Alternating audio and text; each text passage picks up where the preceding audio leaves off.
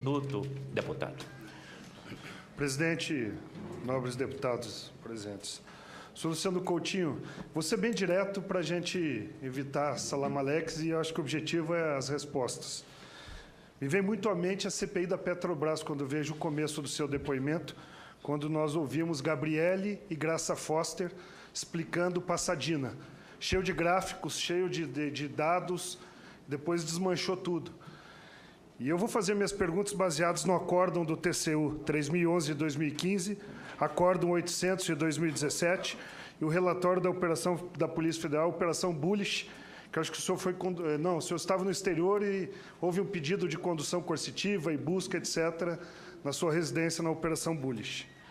Eu começo com o acórdão 3011, o senhor tem conhecimento desse acórdão que já foi amplamente debatido, inclusive em outras CPIs com a sua presença.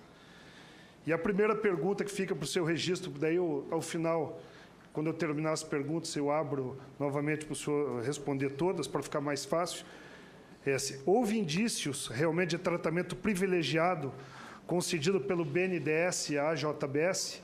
Essa é a pergunta. Por quê? Porque o acórdão muito técnico do TCU, ele detalha, primeiro, operação com aporte de capital para aquisição da SWIFT nos Estados Unidos. Indício 1, isso é o relatório. Enquadramento, análise e aprovação de uma operação de grande porte, complexa, de alto risco, em tempo consideravelmente inferior àquele indicado pelo próprio BNDES. Em resumo, o empréstimo saiu em 22 dias úteis. Uma operação complexa, alto risco, milhões de dólares, em 22 dias a operação de aquisição da SWIFT.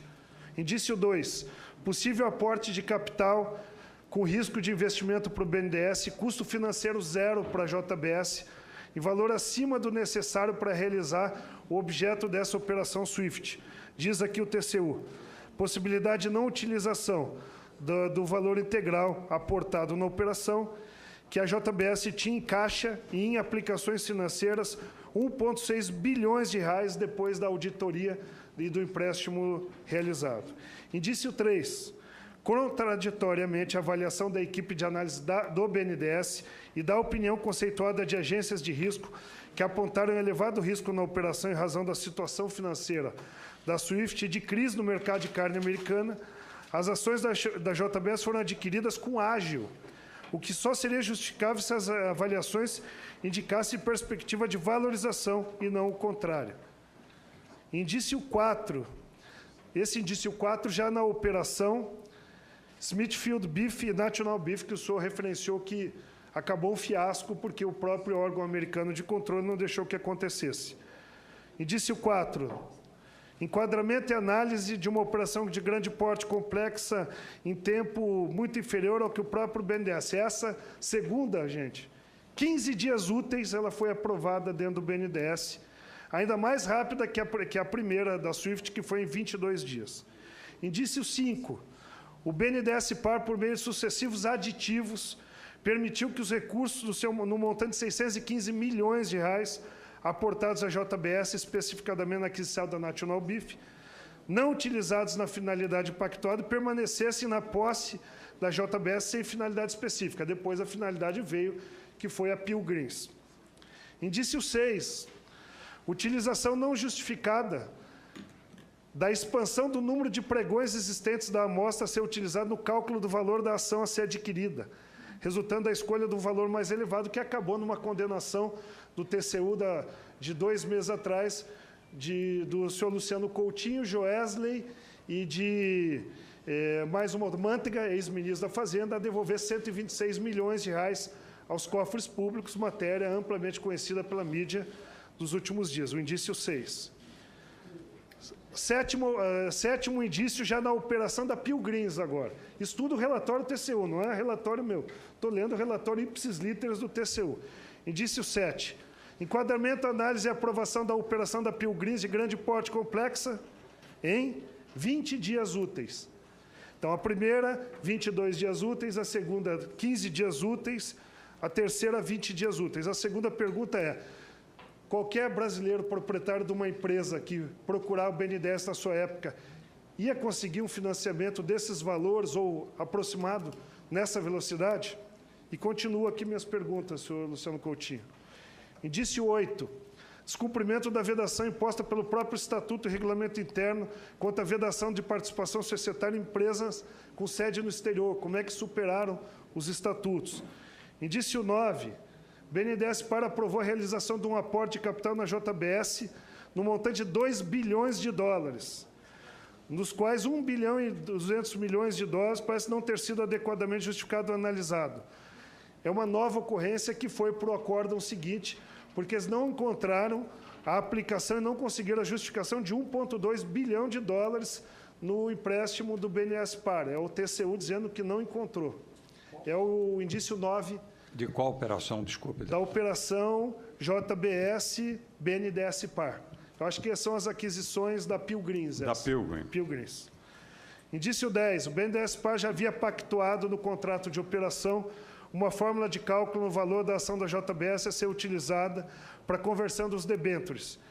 E aceitou alterar essa fórmula, o que resultou num preço superior ao contratado.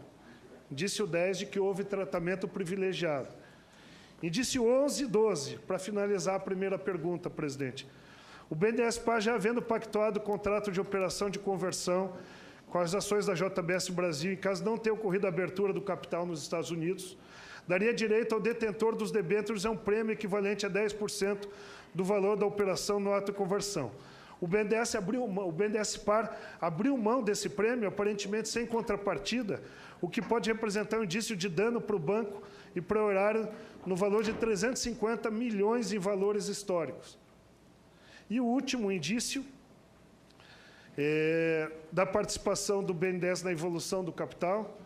Não restaram claros elementos trazidos aos autos do Tribunal de Contas da União, da equipe técnica que fez toda essa avaliação, de quais foram os benefícios econômicos e sociais que fundamentaram um aporte de 5,6 bilhões de reais de forma direta na JBS, em prazo recorde extremo, com recursos públicos subsidiados em 3 anos para o seu crescimento e dos empregos da produção de carne, apenas lá no exterior, sem exigência de investimento por parte dos demais sócios, ou de investimento ou qualquer outra contrapartida para o país, e que teve como resultado fazer com que o Estado brasileiro se tornasse o maior sócio individual da empresa com a participação do BNDES Par. Diz o TCU aqui, entre 2007 e 2011, porque depois teve um novo relatório que o senhor acompanhou até 2014. Só até 2011, o BNDES Par adquiriu ações da JBS de forma direta ou indireta no montante de 8,11 bilhões de reais.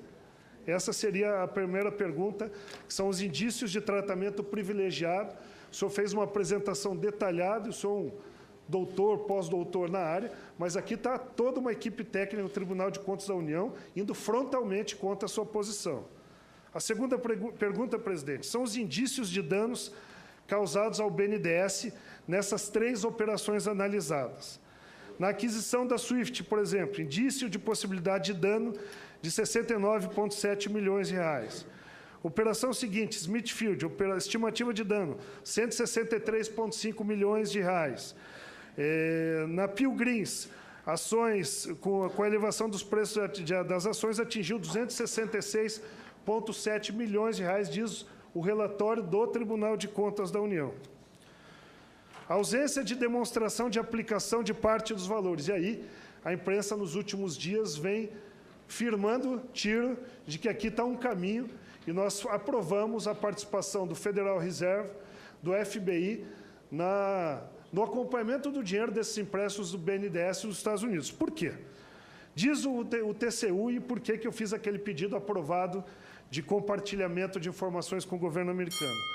Entendo correta a análise e conclusão da unidade técnica, diz o ministro do TCU, quanto à existência de indícios de ausência de demonstração da aplicação do montante de 614,5 milhões de reais nas finalidades previstas e que não houve o cumprimento do objeto do aporte, não restou demonstrada a efetiva utilização do referido montante na Pilgrims Pride.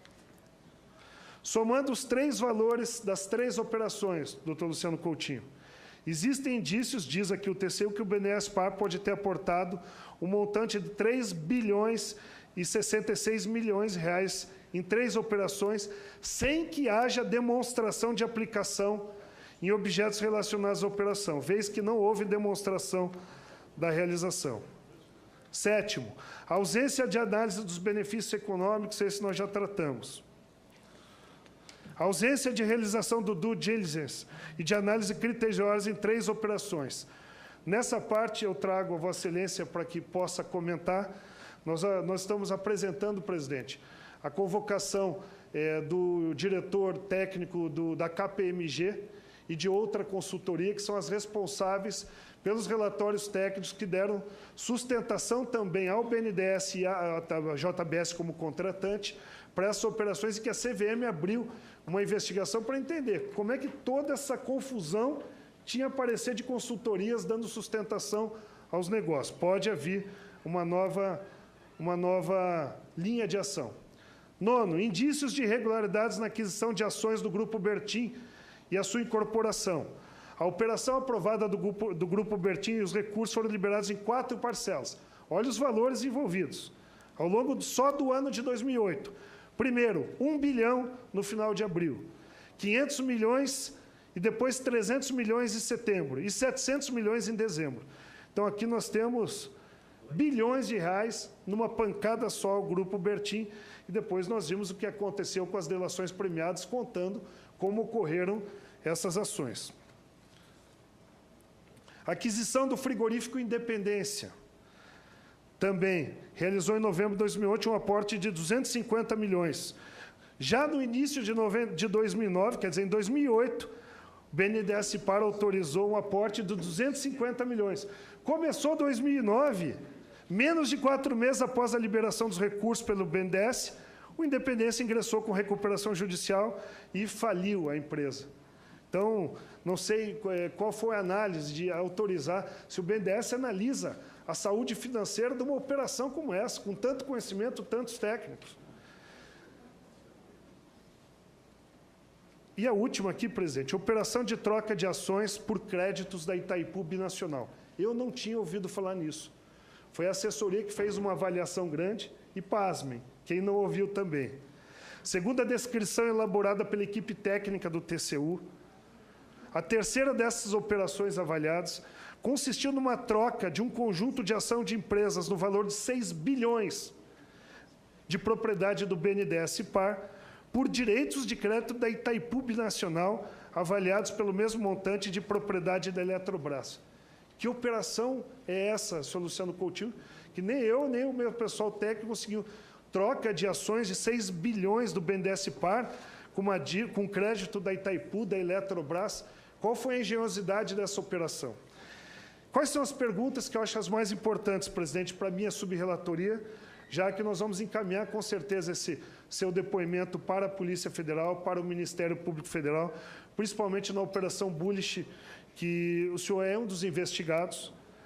Então, a minha pergunta é, diz a Polícia Federal que 1,2 bi de prejuízo houve nesses aportes todos relacionados e que a maioria desses investimentos, empréstimos, vamos chamar assim, saíram depois do pagamento de uma consultoria ao ex-ministro Antônio Palocci. O senhor tinha conhecimento? O senhor Antônio Palocci falou com o senhor sobre essa operação toda dos aportes? O seu sigilo telefônico já quebrado na Operação Bullish, vai aparecer conversas do seu gabinete, do seu funcional ou dos seus aparelhos privados com o senhor Antônio Palocci, que supostamente deu a consultoria que motivou a liberação desses empréstimos bilionários, segundo a Polícia Federal, na Operação Bullish?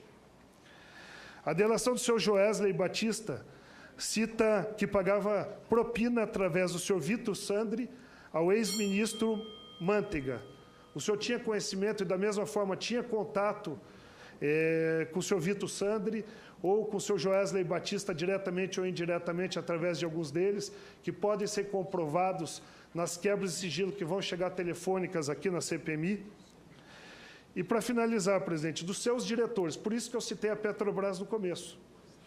Muitos se sentiram traídos, outros lá na frente acabaram envolvidos.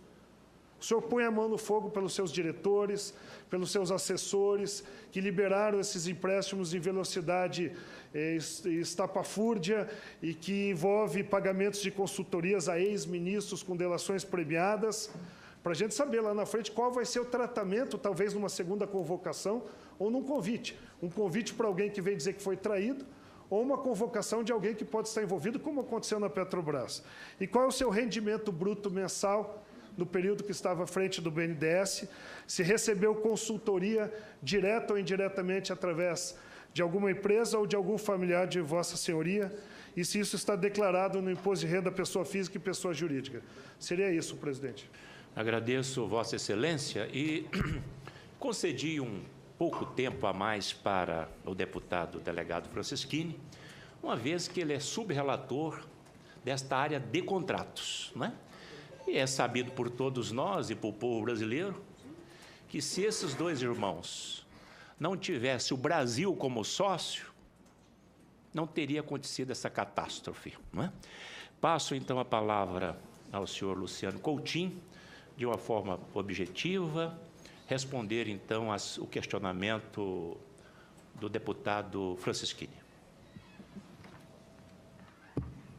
Senhor presidente, nobre deputado Franceschini, eu fiz uma quantidade muito grande de perguntas e eu vou precisar de um pouquinho mais de tempo para poder responder. Então, eu peço um pouco de paciência para não atropelar a resposta. Eu queria primeiro, deputado Franceschini, esclarecer o ponto relativamente ao suposto prazo de 20 dias, 22 dias. Tal. Isso não corresponde à realidade dos fatos. Tá? E a equipe técnica do TCU, no relatório técnico, reconheceu, e existe prova documental no BNDES, de que essas tratativas duraram, no primeiro caso da SWIFT, 12 meses, pelo menos. Nos outros casos, de 5, 6 meses, né? De maneira que, como eu expliquei aqui, por uma questão de prevenir riscos de vazamento, né, que são punidos severamente pelo CVM, a formalização desses aportes, desses projetos, acontecia apenas na etapa madura do projeto, onde ela era apresentado a todo o comitê. O senhor tem esses protocolos para encaminhar para a CPI do início, mesmo que sigiloso? Sim, nós podemos mostrar os meus... Aí eu tenho que... na verdade, eu não sou mais presidente do banco, mas eu tenho certeza que o banco esclarecerá todos esses pontos, até porque isso está no livro verde, que foi produzido pela atual gestão, mostrando que não tem correspondência com a realidade esses prazos que foram mencionados. Então, esse é o primeiro ponto. As operações foram examinadas criteriosamente com os prazos devidos. Então, esse é um primeiro ponto e isso... hoje, esse processo, como eu expliquei para o deputado Marum aqui antes, esses processos hoje são devidamente codificados e registrados num sistema confidencial, né? E aí se superou o processo.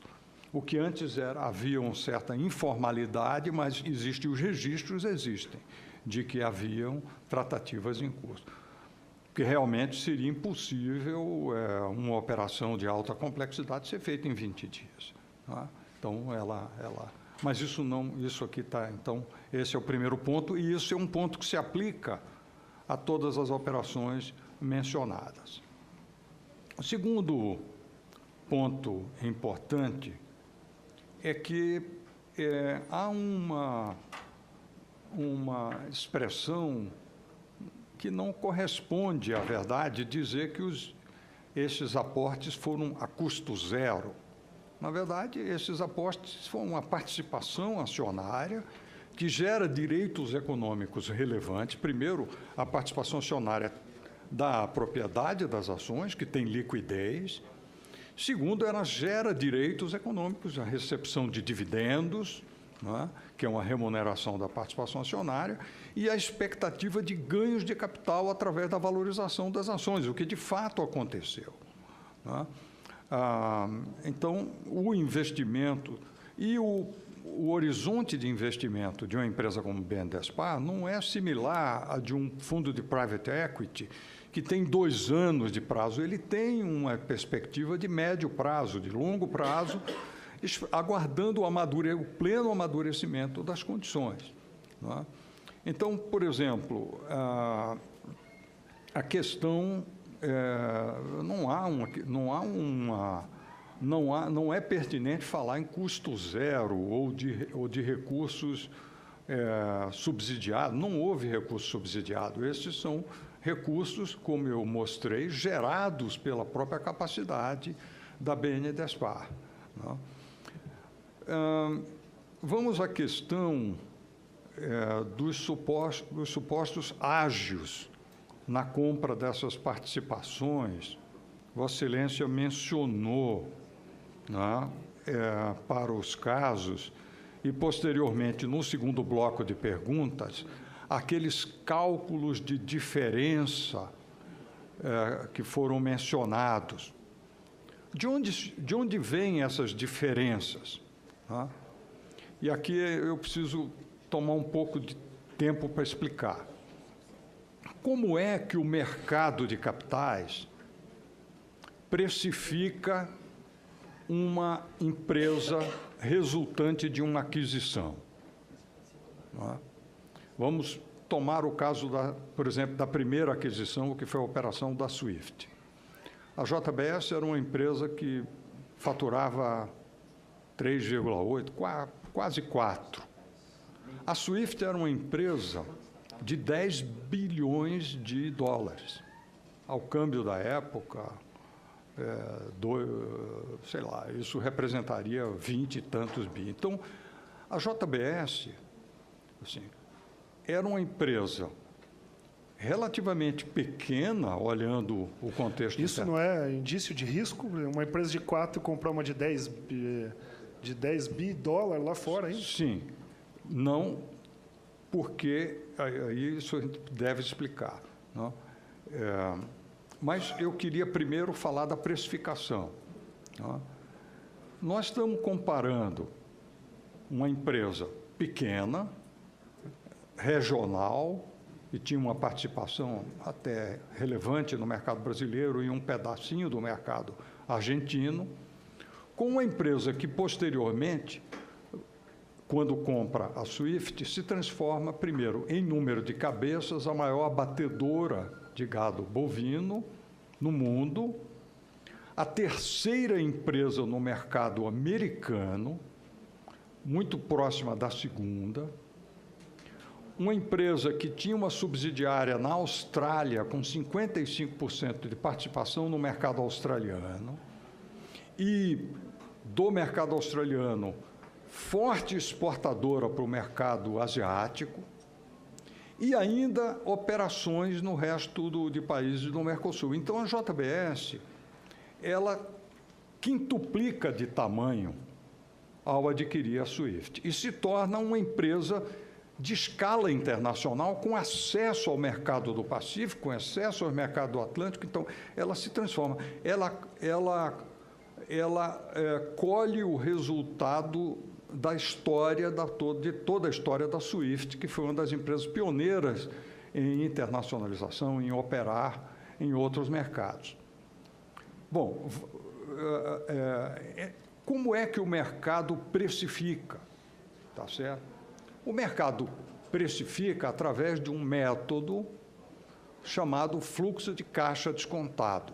O que é isso? É uma projeção de lucros futuros, ou do fluxo de caixa livre futuro, que é descontado para valor presente por uma taxa de risco, e a taxa de risco é relevante nesse cálculo. Né? Inegavelmente existia um risco nessa operação, mas é um risco que foi calculado, De maneira que esta metodologia é universalmente utilizada por todo o mercado de capitais, por todos os bancos. Não é? Ora, não faz sentido. Veja bem, nós estamos comparando, é como se estivéssemos comparando um avião de... Mas eu concordo que um banco teria, mas um banco Senhor de fomento... presidente, eu acho que tem que deixar fazer as respostas, depois tem a réplica, porque senão... eu também estou com vontade de... O relator, repito, né, essa parte de contrato, tem uma responsabilidade muito grande na formatação do seu é para não ser relatório. injusto. Não, é só para saber, assim, Não, ele vai sempre ter... que alguém estiver falando vai poder interromper? Até tem para não problema. ser justo com o não, Luciano regra é essa, Coutinho, eu vou botar usar uma ela besteira também. aqui depois. O deputado para delegado não ser Francisco injusto. vai ter direito à réplica, então eu Ok, peço, mas eu estou, inclusive, pedindo aqui uma partezinha. Eu sou muito pelo critério. Se o Não, critério é isso, não, olha, não. quando alguém estiver falando e Réplica a gente pode interromper, réplica. pode. Então tá bom. Vai valer pra todo mundo. Não. Mas só uma informação interessante, deputado Franceschini, que 2004, de novembro de 2004 a março de 2006, na gestão de Guido Mantega, o banco emprestou a juros subsidiado, isso é fato, 12 bilhões e tanto para esse grupo. Então, não há o que se falar de risco. Eu venho da contabilidade, do direito tributário. Não há o que se falar de risco. O risco era enorme, né? Uma empresa com faturamento menos de 2 bilhões de reais contrair uma dívida de 12 bilhões de reais. Só um esclarecimento. Volto a palavra, agradeço. Volta a palavra. Presidente, eu tinha complementado. Se para um banco comum, eu concordo com o senhor está falando taxa de risco, mas para um banco de fomento no exterior e com valores altos, qualquer banco do fomento do mundo faz isso? Sim, porque, deputado, a SWIFT era uma empresa que recorrentemente tinha uma lucratividade estável.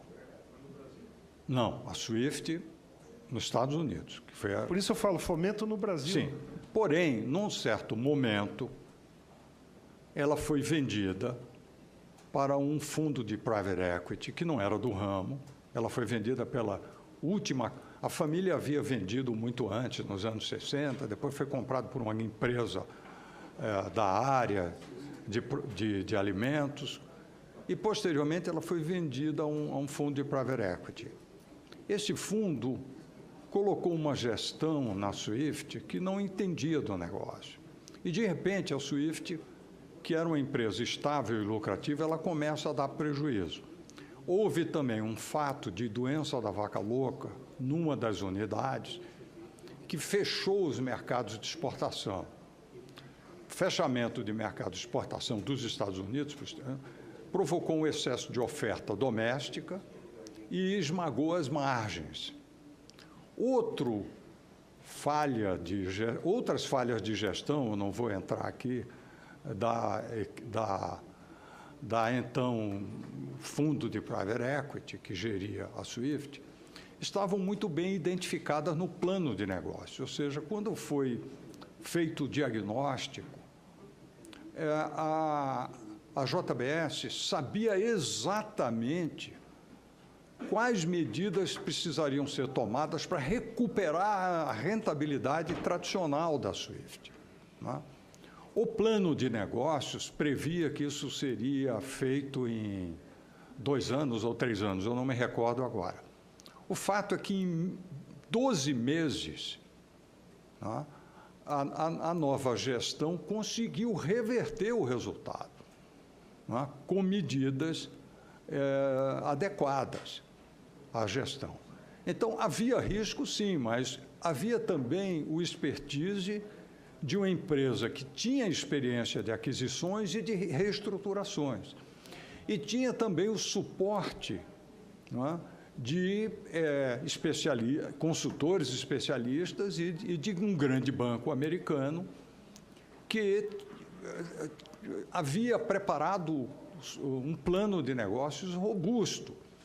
Com base nesse plano de negócio, o mercado calculou os preços, precificou cada um obviamente, o modelo de precificação é universal, mas as premissas que cada banco, cada investidor coloca são específicas. Quem é mais otimista coloca um lucro maior, coloca um risco menor, quem é mais pessimista coloca mais lucro. O fato é o seguinte, é que de todas as avaliações, o BNDES tinha avaliação conservadora. O BNDES foi cauteloso ao avaliar a SWIFT, né? Enquanto que a maioria dos bancos e outros participantes do mercado avaliava a empresa resultante da soma de JBS mais SWIFT com uma ação em torno de 10, 11, alguns até em 12, o BNDES precificou o preço justo, olhando para essa nova empresa, em 9,70. E o aumento do capital foi feito a 8,15. Então, na verdade, do ângulo do BNDES, usando a metodologia do mercado de capitais, nós pagamos um preço descontado. Então, não há que falar em ágio. Ágio é uma construção, é como se você fosse precificar essa nova empresa de grande escala, internacionalizada, olhando no espelho retrovisor, pegando a média de pregões do passado. Tá? Não é assim que o mercado precifica. Tá? E há até uma matéria no Jornal Valor, onde operadores de mercado, funcionários de bancos são entrevistados e eles dizem isso. Quer dizer, na verdade, aqui há uma dificuldade. Eu espero, com toda sinceridade, que através de um diálogo em boa fé, possamos elucidar essas questões diante dos órgãos de controle, tá certo? Porque, na verdade, foi feito um investimento rentável e foi feito um salto de qualidade na empresa. A empresa se transforma numa grande empresa internacional com essas condições. E, então, eu respondo aqui algumas das questões relativas ao caso SWIFT e relativo à questão de prazo. Em relação à questão de prazo, eu esqueci de dizer, deputado, que essa prática, essa prática se aplicava a todos os casos na BNDESPar, de somente registrar na etapa final. Não era um tratamento específico ao JBS. E a gente tem demonstração, é possível demonstrar que isso era uma prática que não era um favorecimento, não era nada diferente do praticado para outras empresas. Muito bem. Em relação à operação Smithfield e National Beef, né? Efetivamente, quando o Departamento de Justiça americano bloqueia a transação, o BNDES tinha duas opções: exercer a cláusula de devolução dos recursos ou apostar no processo de na continuidade do projeto de internacionalização de empresas, uma vez que em 2008, com o agravamento da crise financeira, vai explodir de maneira dramática a partir de outubro de 2008, mas com o agravamento da crise financeira nos Estados Unidos, o setor de proteínas fica em grave dificuldade e as oportunidades aparecem. Então, o aditivo que foi feito é o seguinte: vamos buscar outros alvos. E, na verdade, a aquisição da Pilgrim, que foi feita posteriormente, em 2009, ela foi uma aquisição extremamente exitosa por duas razões. Primeiro, comprou por um preço muito baixo, uma vez que a empresa estava em recuperação judicial, né? Segundo, ela diversificou a matriz de proteína. A JBS deixava de ser uma empresa exclusivamente de carne bovina e passava a ser uma empresa de aves, comprando a maior empresa do mercado americano de aves, também uma empresa exportadora. Vossa Excelência dirá, mas a Pilgrim estava em recuperação, era uma operação de risco. Sim, sem dúvida, operações de mercado de capitais, de aquisição, são operações de risco, mas são operações que têm um prévio planejamento por parte de agentes econômicos experientes no negócio e capacitados para fazer a reestruturação. Tanto é que, da mesma forma que a SWIFT foi rapidamente reestruturada, igualmente a Pilgrim foi rapidamente reestruturada, e era uma empresa que voltou a ser lucrativa, né, e cumpriu o objetivo. O objetivo era comprar Smithfield e National Beef. Ao invés de comprar National Beef, comprou Pilgrim. Com uma diferença, a Pilgrim era quase 3 vezes maior do que a National Beef e estava no setor de carne de frango.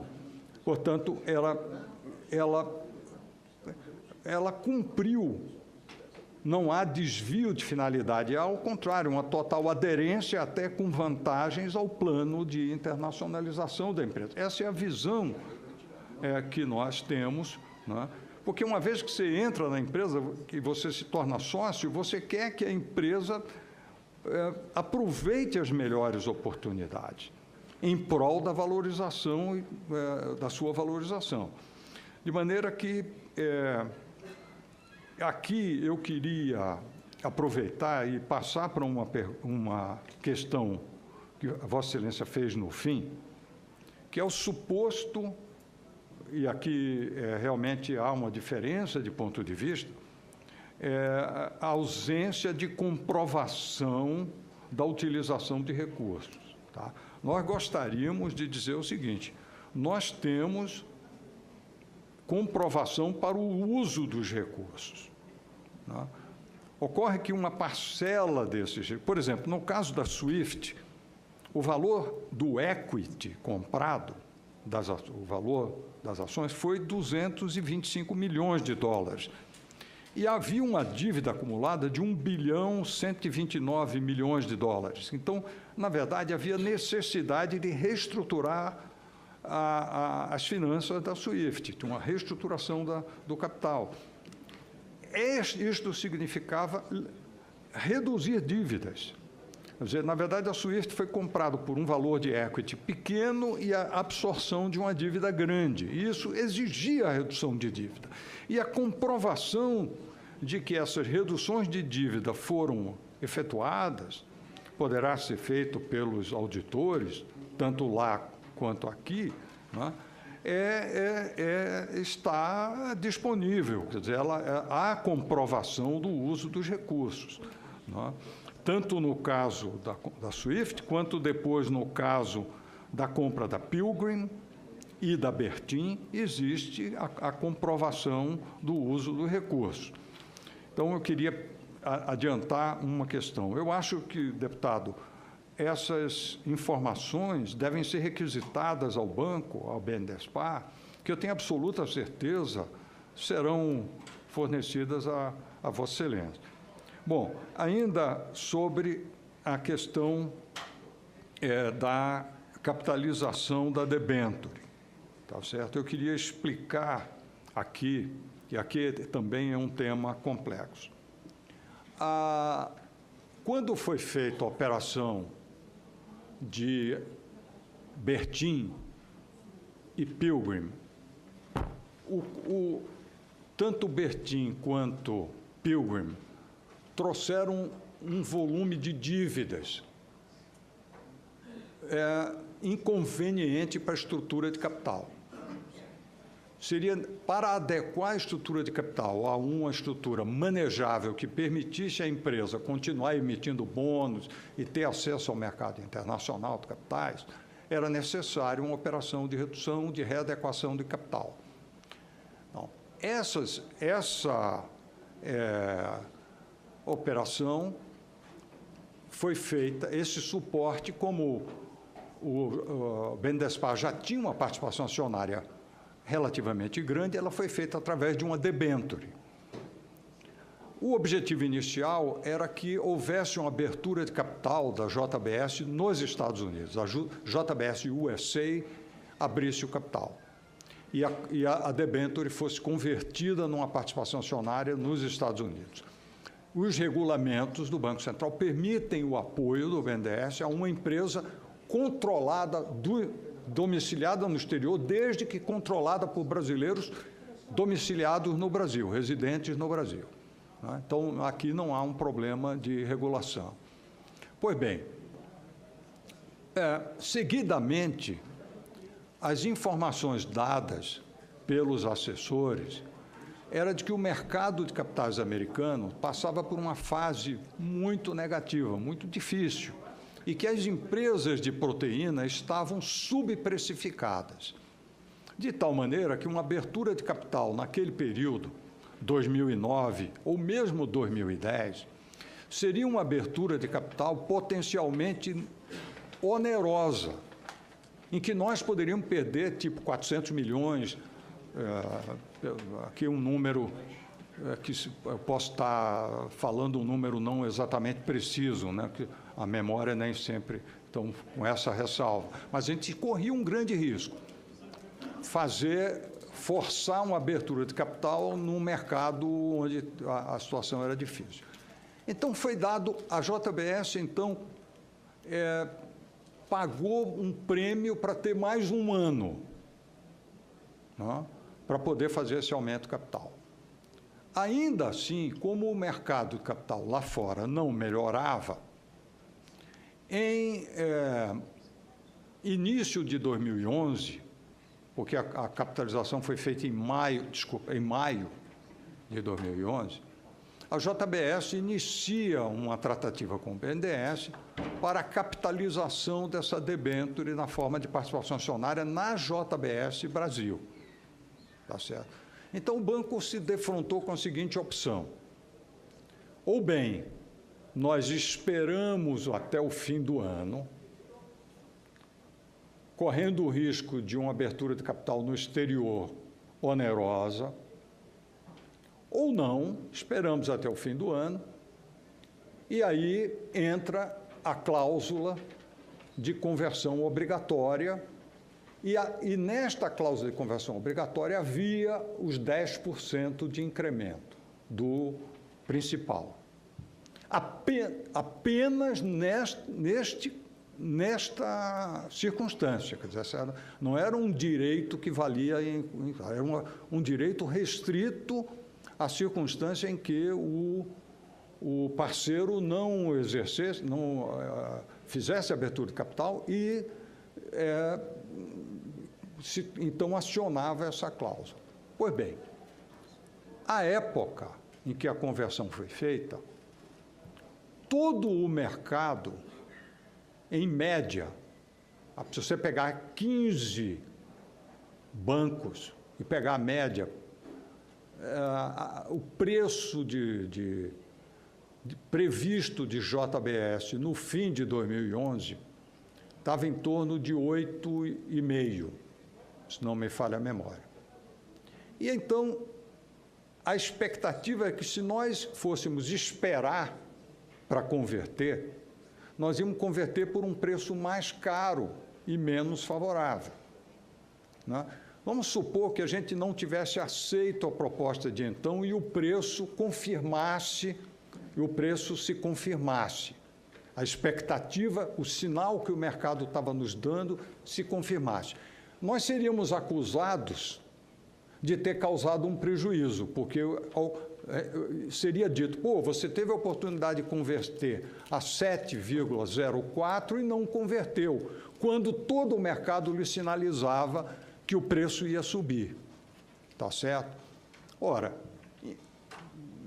como bolsa é volátil, efetivamente o preço no fim do ano estava abaixo do 7,04, mas era impossível prever esse preço em maio.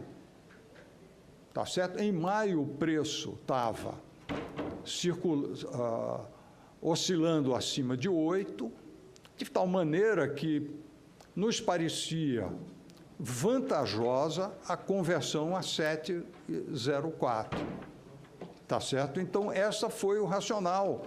Foi uma decisão racional tomada, né, com base num cálculo econômico.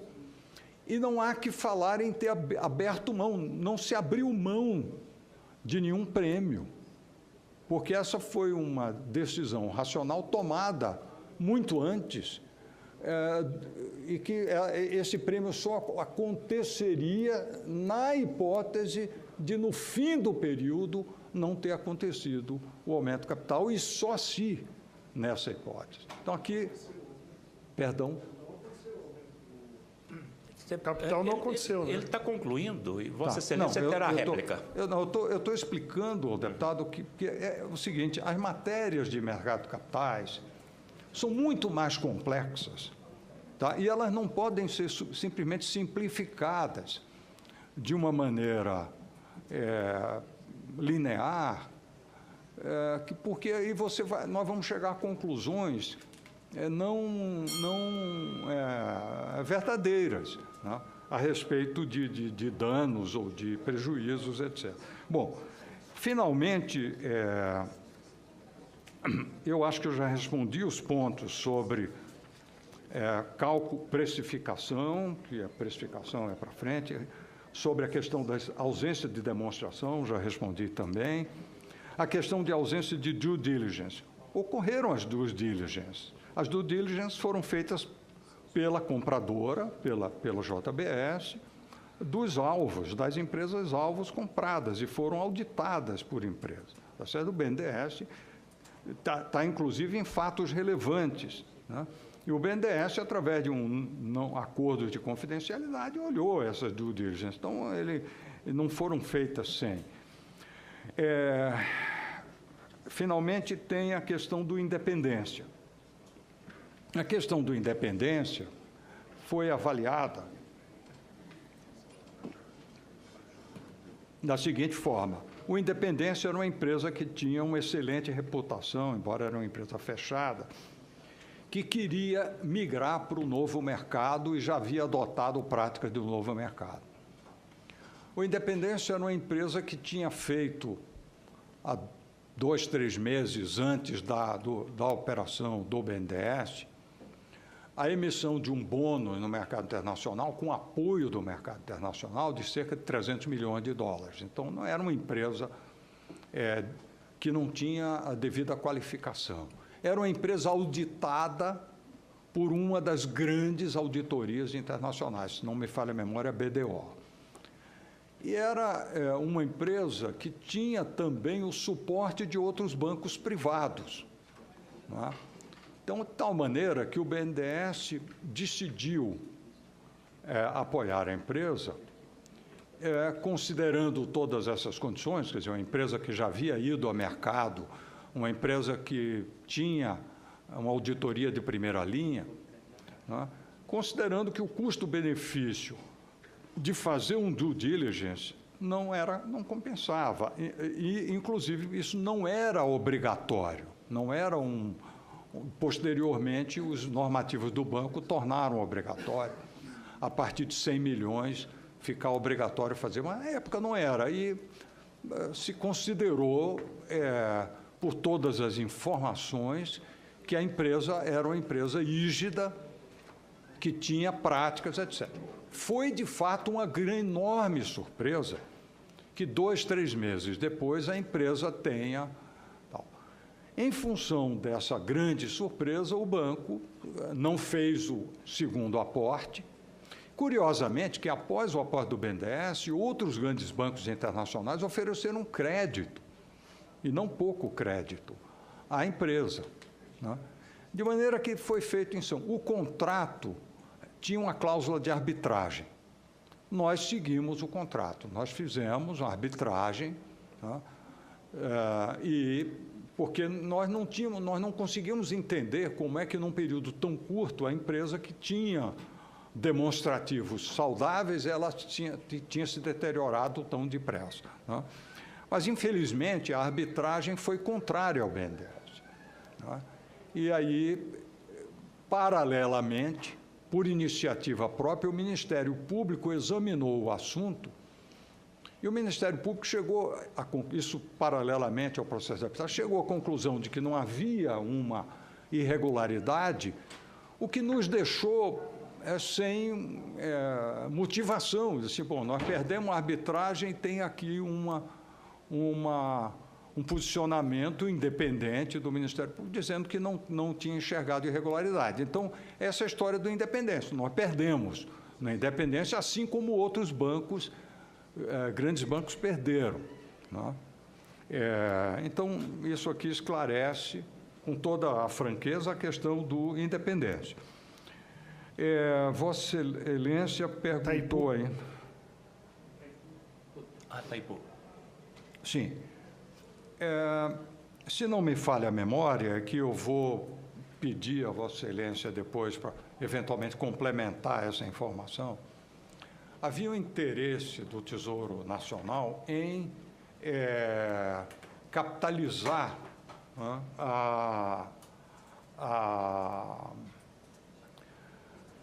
a Caixa Econômica Federal, né, e outras entidades.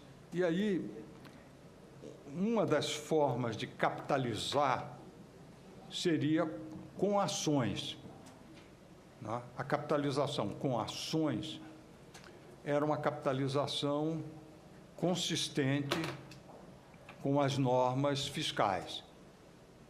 Então, o que é que o Tesouro propôs? Assim, eu quero que o BNDES me dê ações no valor equivalente a esses recebíveis de Itaipu. Então, o BNDES trocou as ações da sua carteira por recebíveis de Itaipu, com vantagem para o BNDES, e com essas ações o Tesouro capitalizou a Caixa Econômica. Dentre essas ações, tinham ações também da JBS. Isso é o que eu me lembro, não é? Mas eu tenho aqui uma informação, então aqui a informação que essa operação foi de 6 bi e que foram trocadas a preço justo por ações da carteira da BNDESPar, né, por recebíveis de Itaipu, que são recebíveis de alta qualidade, trocados, e aí o Tesouro pôde fazer a capitalização da Caixa Econômica. É uma operação que demandaria, que pode ser esclarecida perfeitamente. Tá bem? Bom, não, é que ainda tem algumas respostas a dar para o deputado Francischini. Primeiro, e aí a resposta relativa à questão do ministro Palocci, do papel do ex-ministro Palocci, o ex-deputado Palocci. Primeiro, eu quero dizer o seguinte, que eu tive pouquíssimos contatos com o ministro, ou o deputado Palocci, né? Primeiro, quando ele era ministro da Fazenda, eu estava fora do governo. Depois, quando ele era deputado, eu já estava no banco, mas tive poucos contatos com ele. Acho que não tem nenhum problema, a minha agenda está... poucos contatos, eu não me lembro aqui, mas tive poucos contatos com ele. Eu jamais tratei com o ministro Palocci de qualquer contribuição política ou vinculado a qualquer projeto do banco. Nunca tratei. Então, não tenho o que... A mesma coisa em relação, eu devo dizer, em relação à questão do senhor Vitor Sandri. Tá? Eu não conheço o senhor Vitor Sandri, pode ser até que ele me conheça, mas eu não o conheço, não o identifico, e eu jamais recebi do ministro Guido Mantega qualquer solicitação indevida, vinculativa a qualquer projeto em curso no BNDES. O meu relacionamento com o ministro era um relacionamento profissional, ligado a temas da economia, do andamento dos orçamentos e dos investimentos, do andamento do orçamento de recursos do BNDES e assim por diante. E, em relação à busca e apreensão, etc., eu estava no exterior, num evento internacional, agendado há muitos meses, né? Aliás, evento onde tinham várias personalidades ilustres participando desse evento. Era um evento entre Brasil e Inglaterra, em universidades, etc. E quando houve a operação, eu, ao telefone, conversei com a Polícia Federal e pedi aos meus filhos que franqueassem todo o acesso, todos os meus documentos. E como eu sou uma pessoa muito organizada, os assuntos estavam todos em pasta, com nomes, facilitou a vida deles. Em pouco tempo, eles acharam os temas que queriam e foi feito. E, posteriormente, ao meu retorno, eu, imediatamente, através de meus advogados, me coloquei à disposição e prestei todos os esclarecimentos e continuarei à disposição para prestar esclarecimentos, se assim, se for, assim, convidado, não é? De maneira que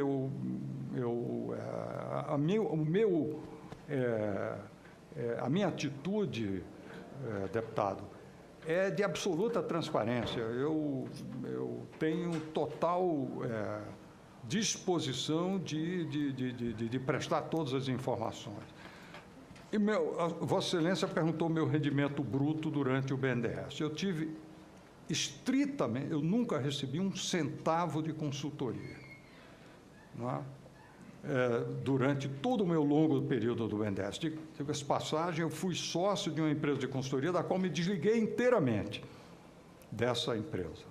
Nunca mais tive nenhuma relação, inclusive nem pessoal, me afastei. E meu imposto de renda, minha declaração de bens, foi religiosamente, todo ano, depositada na Comissão de Ética Pública, e vai ficar absolutamente meridiano que a minha evolução de patrimonial e de renda é estritamente proporcional e proveniente do meu salário como presidente do BNDES e da minha aposentadoria como professor da Unicamp. São as duas fontes, as fontes principais de renda que eu tenho. Então, isso é absolutamente transparente. Qual que era o valor, doutor Luciano? Perdão? O valor bruto desse rendimento mensal. O valor bruto? Olha, o meu salário na Unicamp hoje, com os descontos, que aí tem o valor bruto e o valor livre. Bruto mesmo, por exemplo, mais fácil. É 17 mil. A aposentadoria, eu sou professor titular depois de 30 e tantos anos de trabalho. E o meu salário no BNDES era um salário razoavelmente bom, porque são salários, e eu acho que precisam ser, porque pessoas que têm a responsabilidade, era um salário, eu não sei, era um salário que começou em torno, líquido, em torno de... Hã? Bruto. Hã? Bruto. Querendo saber bruto? Bruto. Isso. Bruto, talvez 60 e pouco, mas eu não lembro, eu lembro do líquido. Aproximado, por exemplo. Tá, mas era um salário, obviamente esse salário tinha uma correção, ele começou, eu entrei no banco, eu fiquei 9 anos no banco, então ele foi tendo correções ao longo do tempo. Tinha bônus isso, presidente? Né? Eu teria que olhar a média, mas... Tinha um bônus nesse salário? Tinha bônus, tá? Dependia do desempenho da instituição. Inicialmente, esses bônus eram de 2 a 3 salários, em alguns anos chegou a ser de 4 salários. Né? O bônus era também Era o 13º mais 4 salários, é isso? Mas não todo ano 4 salários. 4 salários foi o máximo de bônus recebido num determinado ano, mas todas essas informações podem estar... com certeza.